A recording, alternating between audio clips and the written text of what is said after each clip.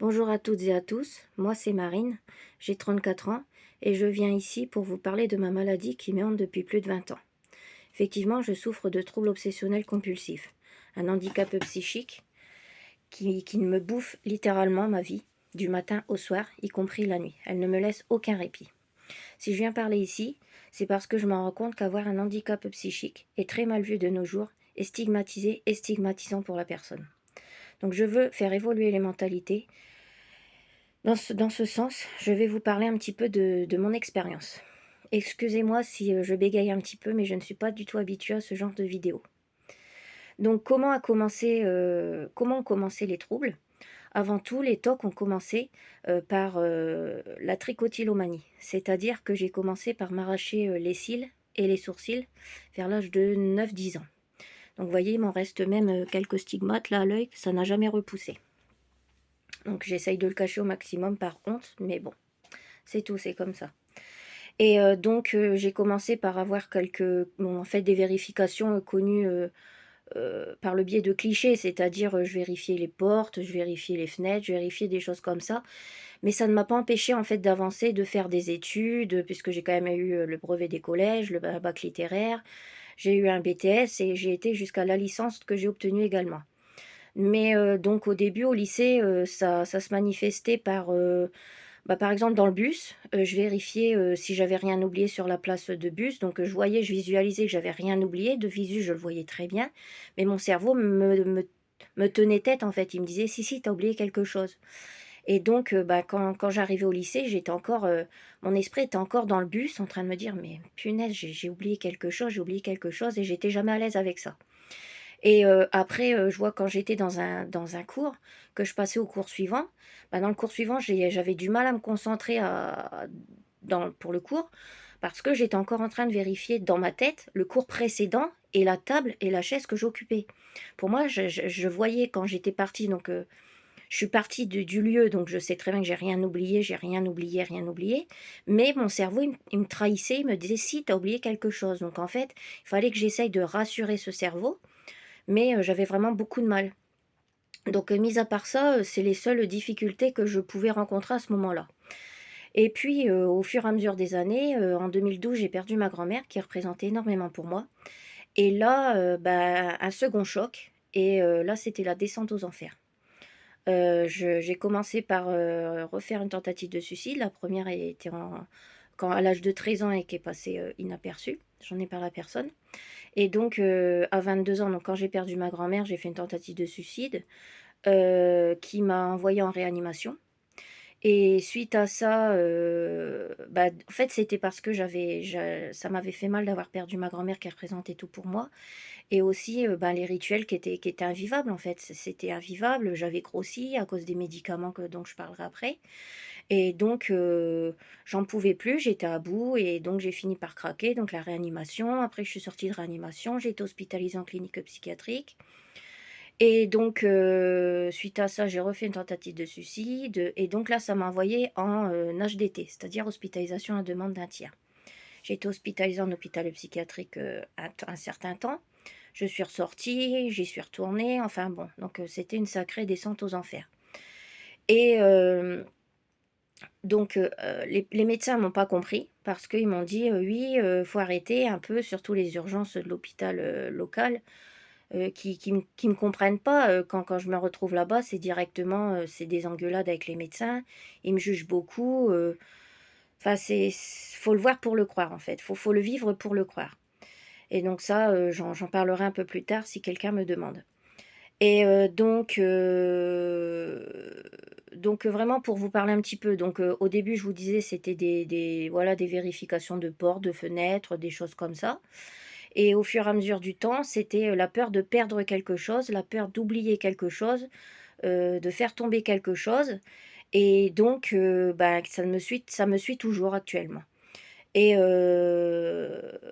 donc j'ai toujours peur, en fait, de perdre quelque chose. Donc quand je vais quelque part, je vérifie ce que j'ai sur moi, heu, avant de partir dans un lieu. Et je récapitule en revenant de ce lieu, les choses que j'avais en partant, pour vérifier que j'ai rien oublié. Rien fait tomber, rien perdu, ça c'est mon truc. Et donc, je pense que ce rien perdu, ça vient de quelque chose en tout cas. J'ai vraiment une peur de la mort et donc, qu'est-ce que je peux dire de plus sur ça? Actuellement, les rituels me prennent un temps terrible. C'est du matin au soir, y compris la nuit. La nuit, je me vois en train de vérifier. Donc, concrètement, qu'est-ce que j'ai pris comme traitement? Il y en a qui vont me dire: «Essayez la TCC, essayez ci, essayez ça». Malheureusement, j'ai tout essayé. J'ai tout essayé, j'ai commencé, par, prendre les traitements des cousins, des cousines, c'est-à-dire tous les antidépresseurs, les anxiolytiques, les antipsychotiques, les trucs, les machins, les bidules, les machins, enfin bref. Je connais tous les traitements et ensuite j'ai continué en faisant une TCC, donc avec, une psychologue. Alors elle, la première, je pensais tomber sur la bonne, mais malheureusement au bout de 2 ans de traitement, elle m'a dit: «Je peux rien faire pour vous, faut que vous alliez voir un spécialiste». Donc elle a su prendre l'argent, mais elle a pas su me traiter. Malheureusement, il faut savoir que les psychologues ne sont pas pris en charge par la sécurité sociale, malgré le fait que, les TOC sont reconnus par la MDPH. Je suis reconnue à 80 handicapée, mais malgré tout, bah, j'avais pas de prise en charge, donc tout était de ma poche. Donc j'ai retenté avec une autre psychologue, enfin bref, je vais vous passer les détails. À ce jour, j'ai fait avec, 5 ou 6 psychologues différents. Je suis toujours au point mort. Donc après j'en ai eu marre en 2014, je me suis tournée vers, un grand hôpital parisien, la Pitié-Salpêtrière. Oui, parce qu'avant je m'étais, renseignée auprès de l'hôpital Sainte-Anne à Paris et eux, j'ai été hospitalisée 1 mois et demi et au bout d'1 mois et demi, ils m'ont dit: «Bah, vous sortez». J'ai dit: «C'est très bien de sortir, mais je suis toujours au point mort avec mes TOC». Et là, ils m'ont sorti quelque chose que j'oublierai jamais. Ils m'ont dit: «Mais mademoiselle, qu'est-ce que vous attendez? On n'est pas des magiciens, on n'a pas de baguette magique, tout ce qu'il vous reste à faire, c'est prendre votre traitement et attendre». Attendre quoi? J'avais 24 ans, attendre quoi? J'en ai plus que marre de vivre avec ça. Donc j'ai laissé tomber et je suis, retournée voir, enfin je me suis, tournée vers un autre hôpital parisien, l'hôpital de la Pitié-Salpêtrière et là, j'ai vu un médecin, un psychiatre et je lui ai demandé, bah, un traitement. Je lui ai demandé de me sauver parce que j'en pouvais vraiment plus, je multipliais les tentatives de suicide et personne ne comprenait. Et donc lui, il m'a proposé de faire des TMS, c'est-à-dire des stimulations magnétiques transcrâniennes. Donc en fait, vous avez une bobine en fait sur qui est reliée à votre tête et à raison de 2 fois, par jour, pendant 20 minutes, vous avez une bobine qui tape dans la tête, enfin, ça envoie un courant magnétique. Donc j'ai fait ça, malheureusement, il y a pas au tout début, il y a eu du résultat, mais après il y avait plus rien. Donc j'ai fini par vouloir, l'ultime recours qui est, la SCP, c'est-à-dire la stimulation cérébrale profonde. Alors qu'est-ce que c'est la SCP? La SCP c'est une, intervention chirurgicale qui consiste à mettre 2 électrodes, dans la tête. Donc en fait là j'ai 2 électrodes qui sont reliées là, comme ça passe là derrière, qui sont reliées à un boîtier, comme vous pouvez le voir là. Et en fait donc ici j'ai un boîtier. Et donc, j'ai été opérée, en juin 2019 et là, on est en novembre 2024 et malheureusement, je suis toujours au point mort. Donc, j'ai été au tout début à 3 fois par semaine à Paris. Il faut savoir qu'il y a, de mon domicile jusqu'à l'hôpital, il y a une bonne centaine de kilomètres. Donc 3 fois par semaine pour faire les réglages. J'ai été hospitalisée, plusieurs fois parce que ça n'allait pas, je rechutais, et donc j'ai eu quand même des effets secondaires, de cette opération puisque bon, faut savoir, c'est une opération qui a duré, 8 heures, hein. Donc on reste 8 heures, au bloc opératoire et il y a quand même un risque d'y passer malheureusement puisque j'ai pris du poids.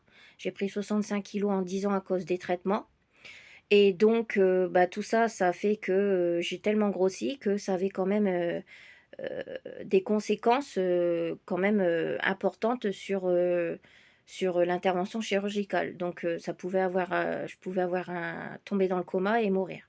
Donc la neurochir, elle m'a carrément dit que elle m'a enfin, m'a mis au courant.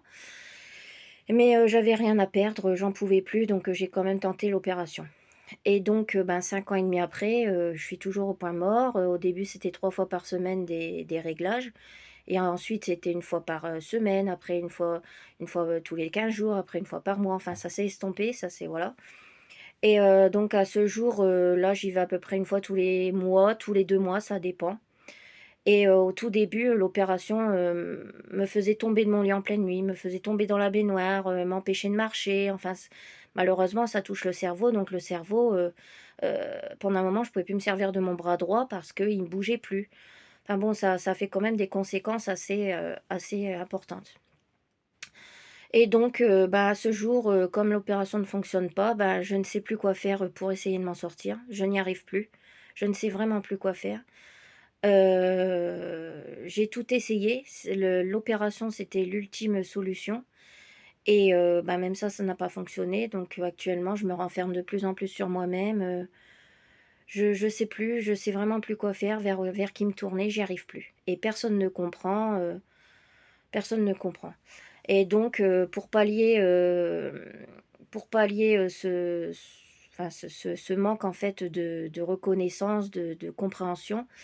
J'ai écrit un livre, enfin j'ai écrit 3 livres. J'ai écrit mon premier livre à l'âge de 25 ans, c'était un recueil de poèmes, bon qui n'a rien à voir avec, la maladie, mais c'est un exutoire pour moi à cette époque-là et j'ai écrit en fait, le second livre, juste avant de me faire opérer et j'ai écrit le troisième livre, donc que je vais vous montrer. Donc voilà, qui parle en fait de l'opération, en fait, de la découverte de la maladie, des effets, des conséquences, sur les études, sur la vie de famille, tout ça. Et puis, après, bah, aussi, bah, de l'intervention chirurgicale, des conséquences, de comment je l'ai vécu, et puis, bah, à ce jour, où que c'est que j'en suis. Donc, voilà, bah, n'hésitez pas à revenir vers moi et puis, si vous voulez commander mon livre, bah, ça me ferait très plaisir. Voilà, je vous remercie. Bisous, bisous.